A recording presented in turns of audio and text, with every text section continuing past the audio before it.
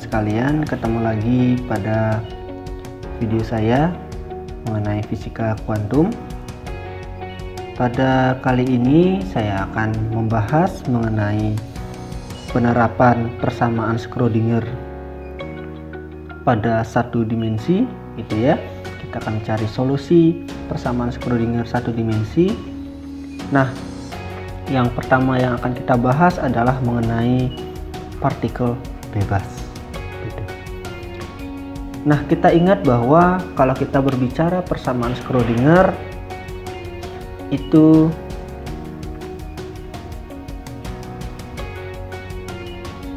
persamaannya diberikan oleh I habar parsial T C R T, gitu ya, sama dengan minus habar kuadrat per 2m dikali dengan nabla kuadrat C R T ditambah V R C R T. Nah, seperti itu. Oke, saya rasa masih ingat ya. Untuk satu dimensi gitu ya, maka persamaan Schrödingernya akan membentuk I habar parsial T C X T gitu, sama dengan min habar kuadrat per 2m parsial kuadrat parsial X kuadrat C X T tambah Vx C X T. Nah, gitu kan. Nah, yang sudah kita ketahui bahwa solusinya itu diberikan oleh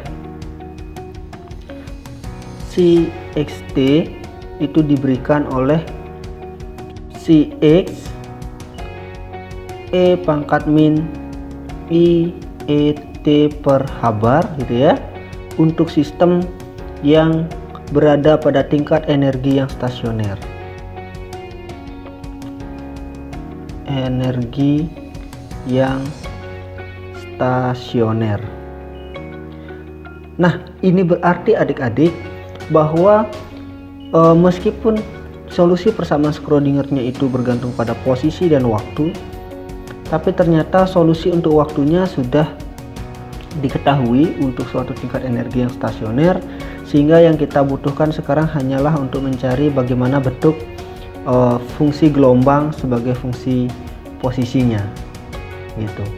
Nah, untuk mencari ini maka kita gunakan persamaan Schrödinger bebas waktunya, gitu ya. Nah, bagi yang masih bingung dengan persamaan Schrödinger, sifat-sifatnya dan persamaan Schrödinger bebas waktu, bisa dilihat pada video-video saya sebelumnya.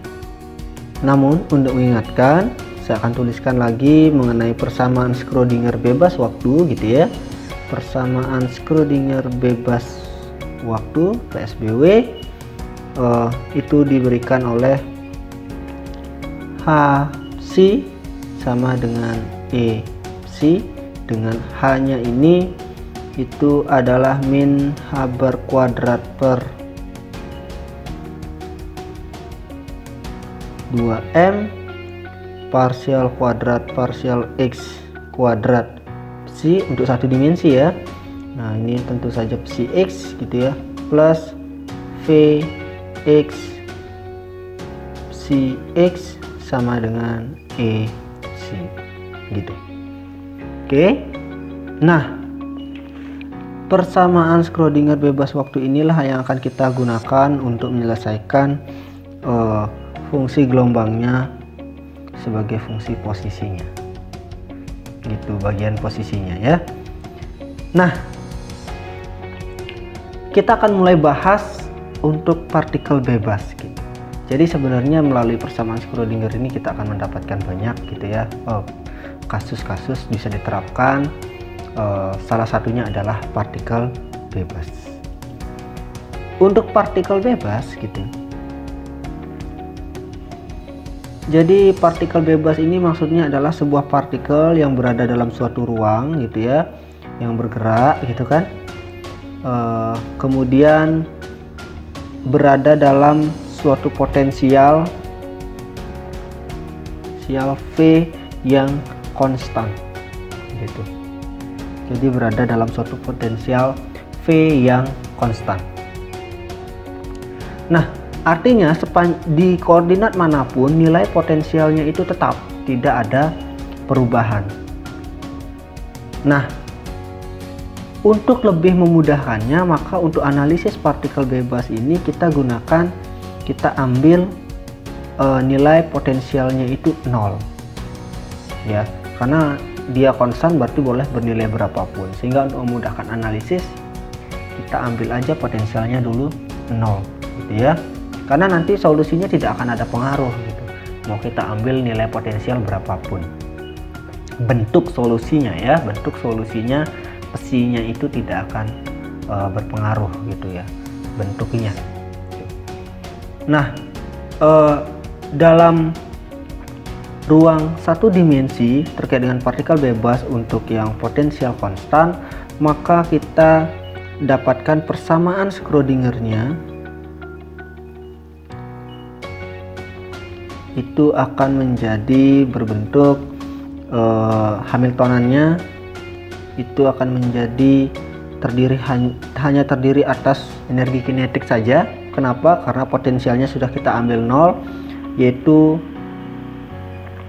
min h² per 2m d² dx² gitu jadinya ya. Nah, oleh karena itu jika kita buat dalam persamaan Schrödingernya gitu ya, ini masih Hamiltonan gitu. Nah, kalau persamaan Schrödingernya maka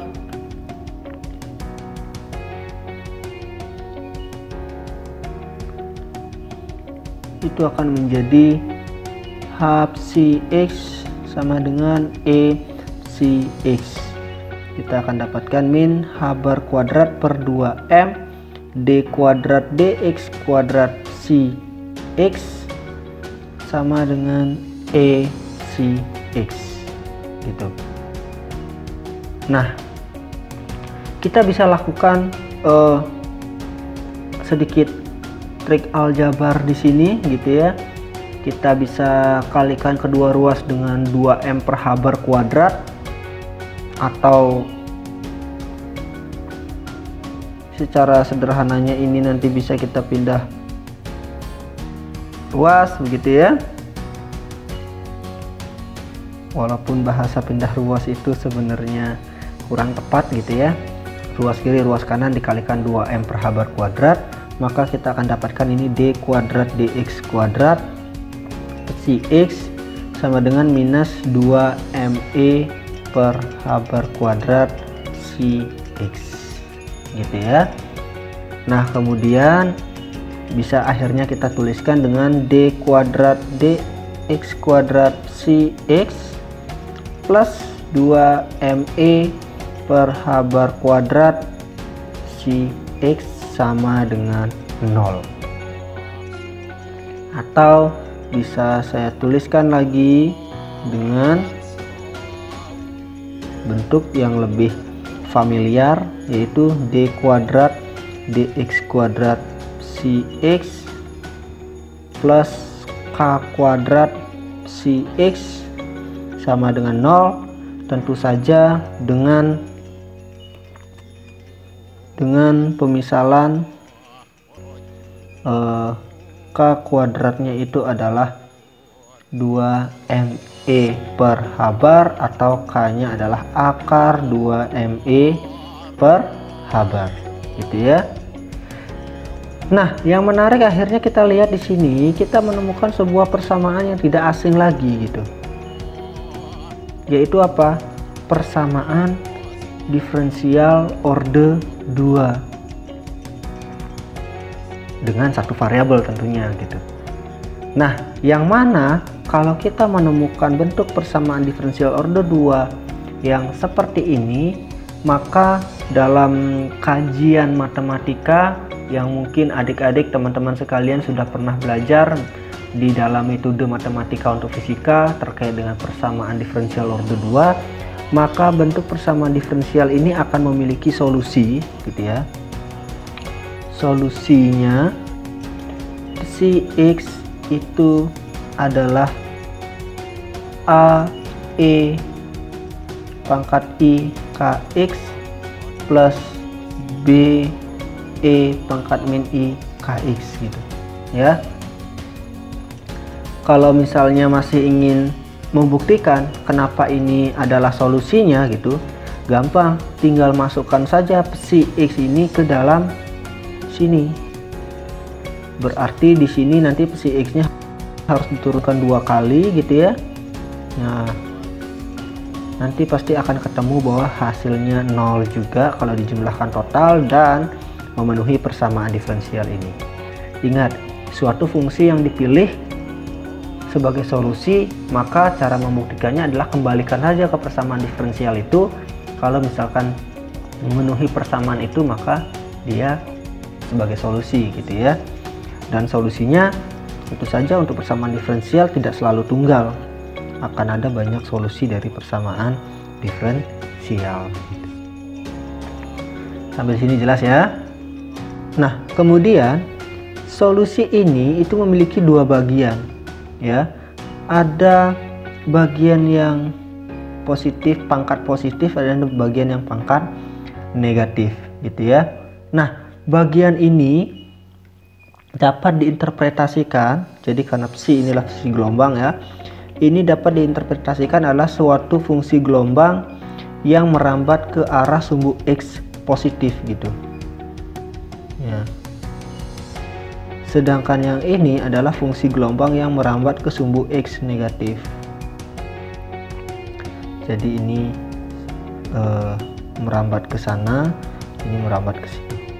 Oke. Nah, namun karena kita sedang membahas partikel bebas yang mana nilai potensial di sekelilingnya itulah konstan, V konstan, apalagi dalam hal ini kita ambil V 0 gitu ya, V nya sama dengan 0, artinya gerak gelombangnya, rambatan gelombangnya itu dia tidak akan mengalami perubahan apa-apa karena tidak ada keadaan nilai potensial yang akan mengubah gerakannya dia gitu. Sehingga kalau kita misalnya pilih gelombangnya bergerak ke kanan, maka dia akan ke kanan terus. Kalau kita pilih gerakan gelombangnya ke kiri, maka dia akan ke kiri terus gitu ya. Maka dari itu, supaya lebih sederhana, kita akan menganggap bahwa partikel ini bergerak ke kanan atau ke sumbu X positif. Nah, karena bergerak ke sumbu X positif, berarti yang memenuhi adalah yang suku yang di kiri, sedangkan suku yang kanan tidak memenuhi. Atau dengan kata lain, maka nilai B sama dengan 0. Dengan asumsi kita pilih gerakannya ke kanan gitu ya, maka nilai B nya 0, sehingga solusinya itu hanya akan menjadi si X nya itu adalah A E pangkat I Kx, sehingga bentuk psi nya gitu ya, bentuk psi X, T nya kalau kita tambahkan waktunya, maka itu akan menjadi A E pangkat I Kx E pangkat min I E T per habar gitu ya. Nah, atau saya bisa tuliskan menjadi si X, T nya itu akhirnya menjadi apa? A E pangkat I dalam kurung Kx min E per habar dikali T, atau sering juga dituliskan sebagai A E pangkat I Kx, E per H-barnya itu omega T ya, dengan omega ini adalah E per H-bar. Jadi akhirnya kita dapatkan bentuk solusi persamaan Schrödinger untuk satu dimensi tentang partikel bebas. Jadi bentuk fungsi gelombangnya adalah seperti ini ya. Oke, poinnya adalah adik-adik, dalam mencari solusi persamaan Schrödinger, kita lihat kasusnya seperti apa, kemudian kita harus mencari bentuk psinya atau bentuk fungsi gelombangnya terkait dengan kasus tersebut. Nah, karena untuk E yang stasioner, solusi waktunya itu sudah ada, maka yang kita cari hanyalah solusi ruangnya saja. Jadi psi X-nya saja atau bagian ruangnya, sehingga nanti kita gunakan persamaan Schrödinger bebas waktu. Oke. Nah, ini untuk penerapan persamaan Schrödinger untuk partikel bebas. Saya kira jelas ya sampai di sini.